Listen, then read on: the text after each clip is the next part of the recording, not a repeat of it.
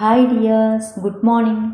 21 ദിവസത്തെ ഗ്രാറ്റിറ്റ്യൂഡ് പ്രാക്ടീസിൻ്റെ 12ാം ദിവസത്തിലൂടെയാണ് നമ്മൾ കടന്നു പോകുന്നത്. അപ്പോൾ നിങ്ങളെല്ലാവരും പ്രാക്ടീസൊക്കെ ചെയ്യുന്നുണ്ടല്ലോ അല്ലേ?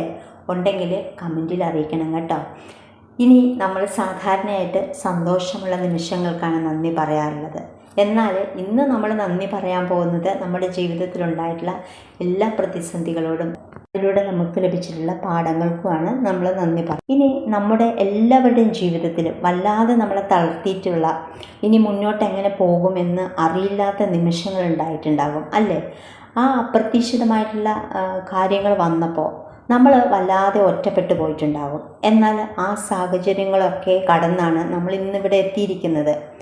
അതായത് കളിമണ്ണ് ഉറപ്പുള്ള പാത്രമാകുന്നത് ചൂടിൽ വെന്ത് പാകമാകുമ്പോഴാണ് എന്ന് പറയാറില്ലേ? അതുപോലെയാണ് സങ്കടങ്ങളും പ്രയാസങ്ങളും ഇല്ലായിരുന്നെങ്കിൽ ഇന്ന് കാണുന്ന മാനസികമായ കരുത്തോ പക്വതയോ ഒന്നും നമുക്കുണ്ടാകുമായിരുന്നില്ല.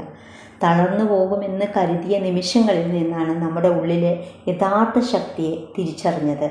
അപ്പോൾ ജീവിതം പഠിപ്പിച്ച വലിയ പാഠങ്ങൾ വിജയത്തേക്കാൾ കൂടുതലും കാര്യങ്ങൾ നമ്മളെ പഠിപ്പിച്ചത് പരാജയങ്ങളും പ്രതിസന്ധികളുമാണ്. ആ സമയത്ത് ആരൊക്കെയാണ് നമ്മുടെ കൂടെ ഉള്ളത് എന്ന് തിരിച്ചറിയാനും ശരിയായിട്ടുള്ള തീരുമാനങ്ങൾ എടുക്കാനും ജീവിതത്തെ കൂടുതൽ ഗൗരവത്തോടെ കാണാനും ഇത്തരം സാഹചര്യങ്ങൾ നമ്മളെ പഠിപ്പിച്ചു. അത് നമ്മളെ കൂടുതൽ വിവേകമുള്ളവരാക്കി മാറ്റി. ഇനി ശരിക്കും ഒന്ന് ആലോചിച്ച് നോക്കിയാൽ അന്നത്തെ ആ കഠിനമായ ദിവസങ്ങളാണ് ഇന്നത്തെ നമ്മളെ വാർത്തെടുത്തത്.